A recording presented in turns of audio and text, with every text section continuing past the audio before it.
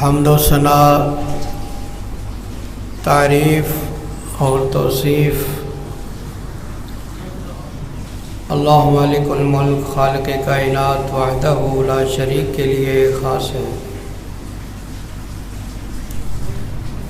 انگنت لا تعداد بے شمار صلاۃ و سلام سید الانبیاء امام الانبیاء احمد مجتبی جناب محمد الرسول اللہ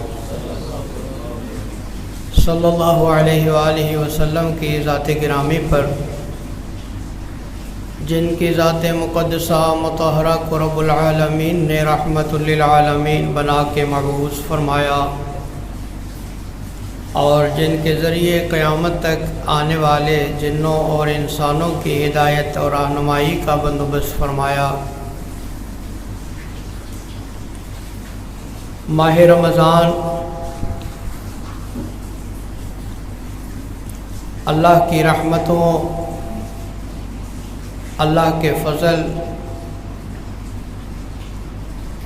اللہ کی طرف سے برکات کے نزول کا مہینہ ہے۔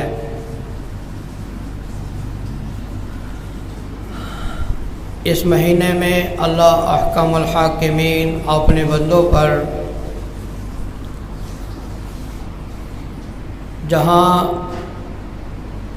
اور بہت سی نعمتیں نازل فرماتے ہیں،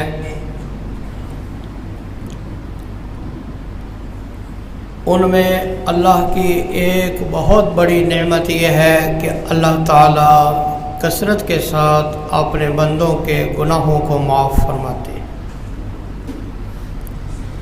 یہ گناہوں کی معافی کا مہینہ ہے، یہ توبہ کا مہینہ ہے، استغفار کا مہینہ ہے، اور سب سے بڑا انعام اگر کسی بندے کو اللہ کی طرف سے کوئی ملتا ہے تو وہ انعام یہ ہے کہ اللہ کی طرف سے اس کے بندوں کے گناہوں کو معاف کیا جاتا ہے۔ یہ بخشش اور مغفرت کا مل جانا، گناہوں کی معافی مل جانا، یہ کوئی معمولی نعمت نہیں ہے، یہ کوئی معمولی انعام نہیں ہے۔ جس کو اللہ کی طرف سے معافی مل گئی، مغفرت مل گئی، آپ سمجھیں کہ اس کو سب کچھ ہی مل گیا۔ توبہ اور استغفار، یاد رکھیے اللہ تعالیٰ اپنے بندوں کو عذاب دے کے خوش نہیں ہوتے، بلکہ اپنے بندوں کو معاف کر کے خوش ہوتے۔ ما يفعل الله بعذابكم ان شکرتم وآمنتم وکان اللہ شاکرا علیما۔ اللہ فرماتے ہیں میرے بندو، اگر تم میرے شکر گزار بندے بنے رہو، تم ایمان کی دولت سے مالا مال رہو، تو اللہ تمہیں عذاب دے کر کیا کرے گا؟ اللہ اپنے بندوں کو معاف کر کے خوش ہوتے ہیں، اور دنیا کا کوئی بھی رشتہ ایسا نہیں، ماں اپنی اولاد سے اتنی جلدی خوش نہیں ہوتی، معاف نہیں کرتی، جتنا رب العالمین اپنے بندوں کو معاف کرتے ہیں۔ اللہ بہت جلدی راضی ہو جاتے ہیں، اللہ کو منانا کوئی مشکل کام نہیں، اللہ سے معافی لینا کوئی مشکل کام نہیں، گناہوں کی معافی لینا کوئی مشکل کام نہیں۔ اللہ تعالیٰ خود قرآن کریم میں اپنے گناہگار بندوں کو پکار پکار کر اعلان فرما رہے ہیں۔ فرمایا قل یا عبادی الذین اسرفوا علی انفسهم قل يا عبادي الذين أسرفوا على أنفسهم لا تقنطوا من رحمة الله إن الله يغفر الذنوب جميعا إنه هو الغفور الرحيم۔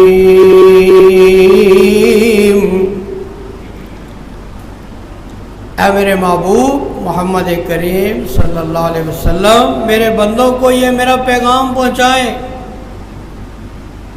اے میرے وہ بندو جنہوں نے اپنی جانوں پر زیادتیاں کر لی، ظلم کر لیے،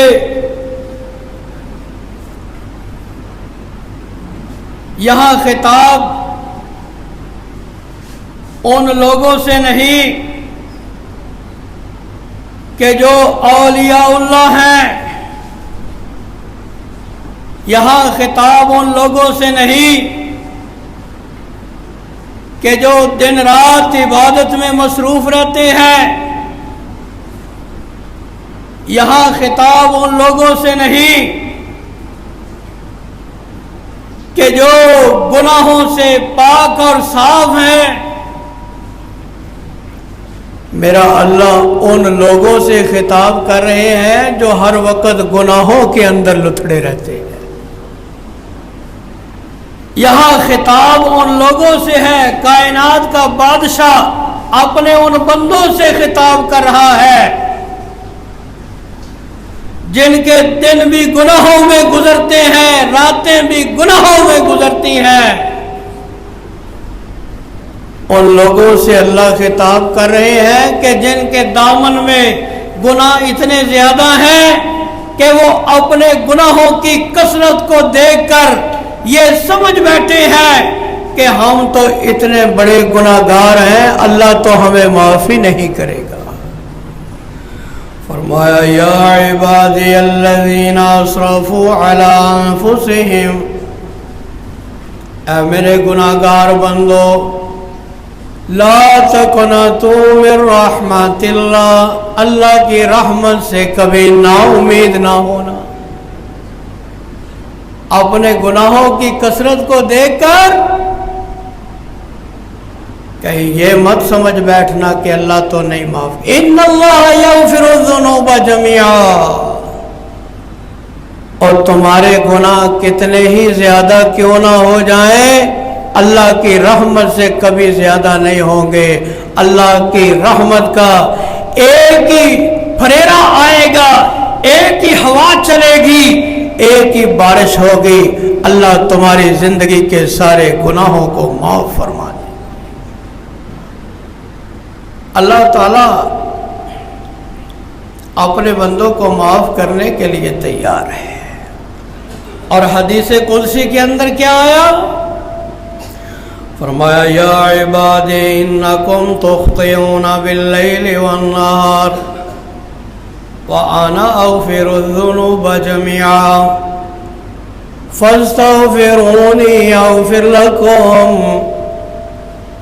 اے میرے بندو، تمہارا کام ہے دن میں گناہ کرنا، رات میں گناہ کرنا، تمہارا کام گناہ کرنا ہے اور میرا کام گناہوں کو معاف کر دینا۔ فَاسْتَغْفِرُونِي، مجھ سے گناہوں کی معافی مانگ کے دیکھو، اغفر لکم، میں تمہارے گناہوں کو معاف کرنے والا ہوں۔ اللہ اکبر۔ اور ایک اور حدیث قدسی سنتے جائے، اللہ تعالیٰ فرماتے ہیں یا ابن آدم لو بلغ ذنوبک عنان السماء، اے آدم کے بیٹے، اے آدم کی بیٹی، اگر تیرے گناہ آسمان کی چوٹی تک، آسمان کے کنارے تک پہنچ جائیں، اللہ اکبر، زمین اور آسمان کا جو درمیانی خلا ہے، یہ خلا گناہوں سے بھر جائے، اے میرے بندے تو ایک بار مجھے پکار کے دیکھ، میں تیرے سارے گناہوں کو معاف کرنے کے لیے تیار ہوں۔ اللہ تعالیٰ اپنے بندوں کو معاف کرنے کے لیے تیار ہے۔ بندہ اللہ کو ناراض کرنے کے بہانے ڈھونڈتا ہے، اللہ اپنے بندے کو معاف کرنے کے بہانے ڈھونڈتا ہے۔ یہ رمضان معافی کا ایک بہانہ ہے۔ اللہ نے رمضان کا مہینہ اپنے بندوں کو معاف کرنے کا ایک بہانہ رکھا ہے۔